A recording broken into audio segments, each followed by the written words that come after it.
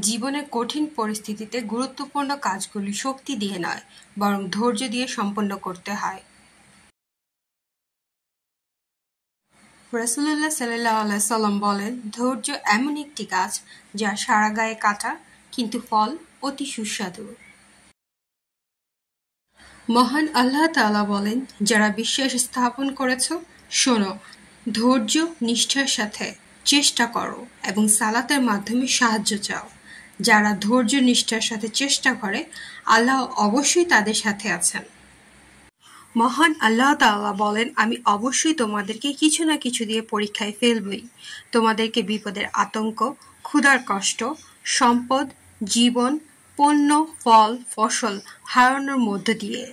আর যারা কষ্টের মধ্যেও ধৈর্য নিষ্ঠার সাথে চেষ্টা করে, তাদেরকে সুসংবাদ দাও। সূরা বাকারা আয়াত 155।